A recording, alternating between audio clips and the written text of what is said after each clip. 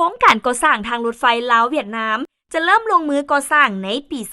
2026 และระยะทางในสาธารณรัฐประชาธิปไตยประชาชนลาว 452 กิโลเมตร ท่านจันทร สิทธิไซผู้อำนวยการใหญ่และผู้ก่อตั้งบริษัทปิโตรเลียมเทรดดิ้งลาวมหาชนให้สัมภาษณ์ต่อสื่อมวลชนในโอกาสเข้าร่วมกองประชุมส่งเสริมการลงทุนลาวเวียดนามในวันที่ 3 ธันวาคม 2025 นี้ว่า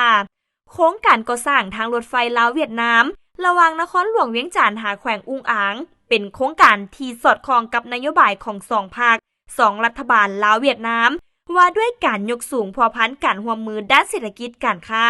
รวมไปถึงการขนส่งโลจิสติกส์ทั้งเป็นโครงการยุทธศาสตร์ว่าด้วยการหันประเทศลาวจากประเทศบ่มีทางออกสู่ทะเลกลายเป็นประเทศเสื่อมโยงเสื่อมจอดการขนส่งการค้าและอื่นๆมาฮอดปัจจุบันฝ่ายลาวได้สำเร็จในการระดมทุนการสำรวจศึกษาออกแบบและการศึกษาสิ่งแวดล้อมแล้ว 90% ซึ่งจะเริ่มลงมือก่อสร้างในปี 2026 ส่วนฝ่ายเวียดนามแม่นอยู่ในขั้นตอนการศึกษาทางด้านเศรษฐกิจและการออกแบบเบื้องต้นคาดว่าจะเริ่มลงมือในการก่อสร้างในปี 2027 และคาดว่าจะให้สำเร็จในปี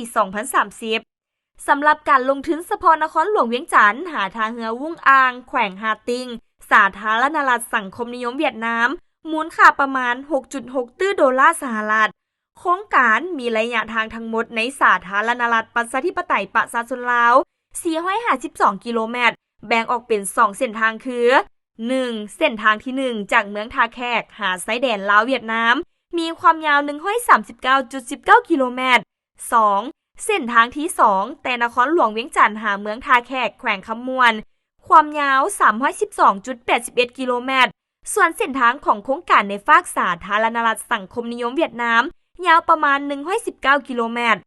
ภายหลังโครงการทางรถไฟลาวเวียดนามสำเร็จและเปิดให้บริการจะอำนวยความสะดวกในด้านต่างๆให้แก่ประชาชน2 ประเทศลาวเวียดนามได้ไปมาหาสู่ซึ่งกันและกันอย่างสะดวกสบายว่องไวประหยัดเวลาและปลอดภัยทั้งอำนวยความสะดวกให้แก่การขนส่งสินค้า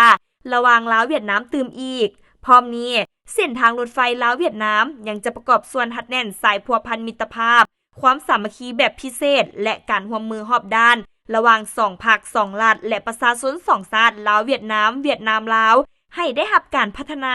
และนับมือนับแน่นแฟนมั่นคงขนงแก่นขึ้นเรื่อยๆ